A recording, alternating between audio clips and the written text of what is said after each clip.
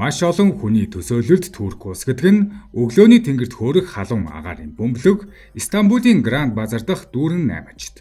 Мөн Европ ба Азийг холбосон соёл иргэншлийн яриа хөөрөгөөр дүрслэгдэв. Түүнчлэн нэг алдартай дууны үгэнд чамайг романтик Турк руу аваач хэмээн уянгалуулдаг энэ улсыг хайр дурлалын ариун газар мэтээр харуулна. Гэвч бодит байдал нь үүнээс тэсөөр нэг зүйл бий. Тэдний соёлын харанхуйн гүнд мянган насанд хүрээгүй байхад хурмын дайшин зөмсөж насанд хүрсэн эрчүүдийн эхнэр болж хүчээр гэрлэж байна. Романтик дүр зураг ба харгас үнэн энд сүлэлдэн асар олон хүүхдүүдийг алхамаар зовлонгийн ангал руу түлхсээр. 2016 оны намар Туркийн парламент маргаан дагуулсан хуулийн төсөл гаргасан юм.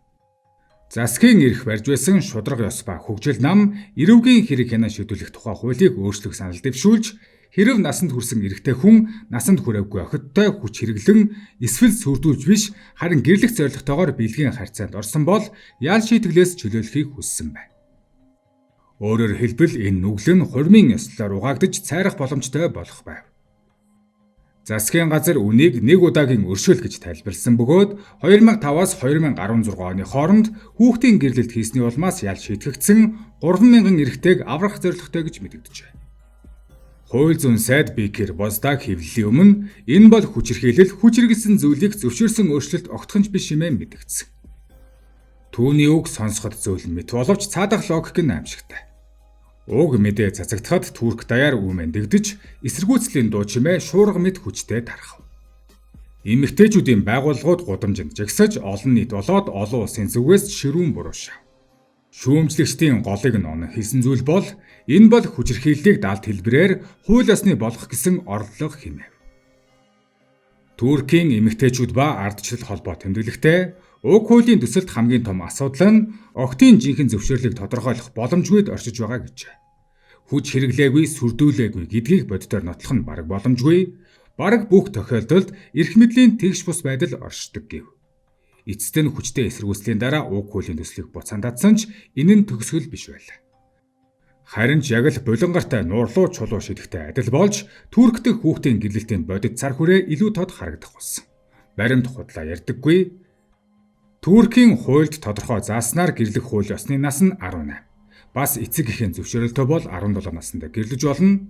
Харин бэр 16 настай бол шүүхийн зөвшөөрөл хэрэгтэй гэж тусгажээ. Гэвч хууль бичиг дээр л үлдэж олон газар хуулийг дагаж мөрдөгдөггүй хэвээр.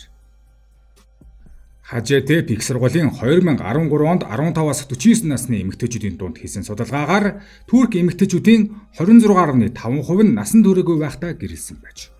Консерватив шашны нөлөөд авмгайлсан бүс нутагт энэ тоо бүрч амжигтай. Хүүхдийн гэрлэлтийн түвшин 60% хүрдэг. Энэ бол цөөнхийн асуудал биш, өргөн цар хүрээтэй нийгмийн бодит байдал. Хамгийн эмгэнэлтэй нь олонтоо баримтыг засгийн газар доогуур гаргадаг. Туркийн хүүхдийн гэрлэлтийн эсрэг байгууллагын тооцоогоор жил бүр бараг 150 мянган насанд хүрээгүй охид хүчээр гэрлэж байгааг зарласан бөгөөд энэ нь засгийн газраас гаргасан тооноос 2 дахин их байв. Бүс нутгийн ялгаач бас сожирдом. Зүүн өмнөд бүсэд эмэгтэйчүүдийн бичиг үсэггүй байдал бараг тал хувьтай, хүүхдийн гэрлэлт тал хувиас давна. Харин баруун бүс дагуу боловсрал өндөр, бичиг үсэггүй болон хүүхдийн гэрлэлтийн түвшин маш бага. Энэ асар том ялгаа боловсролын түвшин ба хүүхдийн гэрлэлтийн хоорондын шууд хамаарлыг харуулж байна. Боловсролоос хоцорсон охин хувь тавилангаа эсэргүүцэх хэрэг алддаг. Боловсролоос гадна ядуурал дайн 2 чухал шалтгаан. Турк дахь Сирийн дөрвөстийн охидын байдал ялангуяа эмгэнэлтэй. Эдийн засгийн хүндрлийн улмаас олон дөрвөгч гэр бүлүүд 12 настай охиноо 25-аас 85 долларын инжээр охиноо сольдог. Эдгээр охид зүгээр л статистик тоо биш, харин эд зүйл мэт зарагдж буй амьд хүмүүс. Нэгдсэн үндэсний байгууллагын мэдээснээр Турк дахь Сирийн дөрвөстийн хүүхдүүдийн гэрэлтийн түвшин Туркийн дотоодынхоос 4 дахин өндөр байна. Олон давхарласан хар бараан сүүдрүүд нийлээд бодит байдлын цочирдом зургуулж байна. Хүүхдийн гэрлэлт бол зүгээр л нэг гэрлэлт биш, харин охины хувь заяаг хулгайлж буй хэрэг юм. Хит эрт гэрлэхэд тэд сурах, өсөх, мөрөөдлөө биелүүлэх боломж алдна. Үүнээс ч дорн тэд бие махбодын болон сэтгэл зүйн 2 төрлийн тамлалыг давхар туулдаг. Дунд сургуулиаж дуусгаагүй жаахан хүүхэд их хүний хүнд ачааг үүрэх ёстой болно. Түүний бие физиологийн хувьд бүрэн хөгжөөгүй атал төрхийн аюулыг туулдаг. Хүүхэд насыг нь булааж авсан гэрэлтүүдийн ард гэр бүлийн хүчирхийлэл зайлшгүй мэд тохиолдно. Турк улс Стамбулын конвенцээс гарснаас хойш тус улсад гэр бүлтэй эмэгтэйчүүдийн хүчирхийлэлд өртөх магадлал 38% хүрсэн бол насанд хүрээгүй эхнэрүүдийн хувьд энэ эрсдэл 80% тулжээ. Стамбулын конвенц гэдэг нь 2011 онд Европын 45 улс нэгдсэн эмэгтэйчүүдийн эрхийг хамгаалах конвенц байсан ч Турк улс тус гэрээнээс өөрсдөө гаргахаар шийдсэн нь нэгийг өгүүлнэ. Олон эмэгтэй айдас дор амьдарч хууль эрх зүйн тусламж хүсэж чаддаггүй байна. Үүнээс ч харгасан алслагдмал нутгуудад хүндэтгэлийн аллах хэмээгддэг үзэгдэл.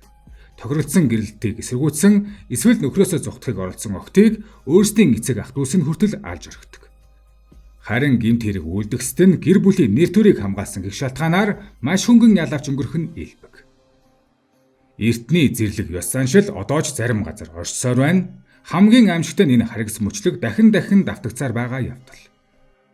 2020 онд Туркийн засгийн газар дахин нэгэн төстэй өршөөлийн хуулийн төслийг гаргаж хүүхдийн гэрлэлтийн улмаас ял эдэлж буй бараг 10,000 эрэгтэйг суллахыг зорьжээ. Олон улсын байгууллагуудын хүчтэй эсэргүүцлийн дараа уг хуулийн төсөл батлагдаагүй боловч ийм орлого дахин гарч буй нь хүүхдийн гэрлэлтийг өөгшүүлж буй хүчнүүд одоо ч хүчтэй ажиллаж байгаагийн тод жишээ.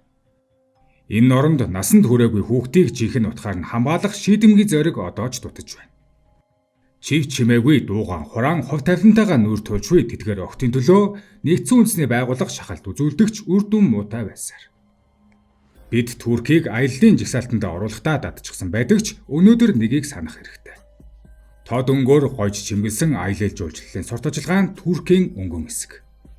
2002-оос 2014 оны хооронд 16 болон 17 настай охтуудын гэрлэлтийн тоо 504,957 байлаа. Зөвхөн 2010-аас 2013 оны хооронд гэхэд 134,629 бүртгэгдсэн байна. Харин эдгээр жилүүдэд насанд хүрээгүй хөвгүүдийг гэрлүүлсэн 6,000 тохиолдол хүртэл бүртгэгджээ. 2012 онд Туркт ойролцоогоор 20,000 гэр бүл 16 нас хүрээгүй охтоо гэрлүүлэх зөвшөөрөл хүссэн өргөдөл гаргажээ. Энэ тоо өөрөө л хүүхдийн гэрлэлтийн асуудал тухайн үед ямар гүнзгий түвшинд хүрснийг харуулдаг. Хэдийгээр хуулиар 16-аас доош насны хүүхдийн гэрлэлтийг хориглодогч олон гэр бүл уламжлалт шашны нөлөө ядуурл зэрэг шалтгаанаар шүүхийн зөвшөөрөл хүсэх нь хэвийн үзэгдэл мэт болсон. Ийм статистик бол зөвхөн тоо биш, ард нь мянган охтын сурах, мөрөөдөх, хүүхэд шиг өсөх эрх нь булаагдж буй бодит амьдрал оршиж байна. 2012-оос 2014 оны хооронд л гэхэд Туркид нийт 90,483 насанд хүрээгүй охидтой холбоотой хийсэн хүчин бэлгийн дарамт бэлгийн мүлжилгийн асуудлаар шүүхэд бүртгэгджээ. 2011-ээс 14 оны хооронд нийтдээ 17,000 гаруй охин сураггүй алга болсон гэж мэдээлэгдсэн. 15-аас 19 насны охтын нас баралтын тэргүүлэх шалтгаан нь төрөх, жирэмслэлтэй холбоотой хүндрэлүүд гэж аль бие усны тайлангууд тэмдэглэсэн байдаг. Эдгээр баримтууд 3 чухал асуудлыг харуулдаг. Нэгт бэлгийн хүчирхийлэл ба мүлжилгийн цар хүрээ. Шүүхэд бүртгэгдсэн тоо маш өндөр, харин бүртгэгдээгүй тоо үүнээс ч их байх магадлалтай. Хоёрт охтын сураггүй болох. 17,000 гэдэг нь охтыг худалдаалах, албадан гэрлүүлэх, хүчирхийллээс зогтох орлого зэрэг олон хүчин зүйлтэй холбоотой. Харин 3 дугаарт эрт жирэмслэлт ба төрхийн хүндрэлүүд. Энэ нь хүүхдийн гэрлэлтийн шууд үр дагавар. Бие физиологийн хувьд бүрэн хөгжөөгүй охтын хувьд жирэмслэлт нь амь насанд нь занал хийдэг. Өөрөөр хэлбэл эдгээр тоо бол хүүхдийн гэрлэлтийг зөвхөн хүний эрхийн асуудал төдийгүй амь насанд аюултай эрүүл мэндийн хямрал гэдгийг нотолж байна. Дэлхийн олон сая жуулчдыг татдаг энэ газар одоо ч олон зуун жил оршсоор ирсэн балмад бурангүй соёл байсаар байна. Орчин үеийн энэ дэлхийд бүх хүүхэд эрх чөлөөтэйгээр өсөж, хинч гэрлэлт нэрийн дор багнаас хүүхэд насаа буушлуулах эсгүй маа.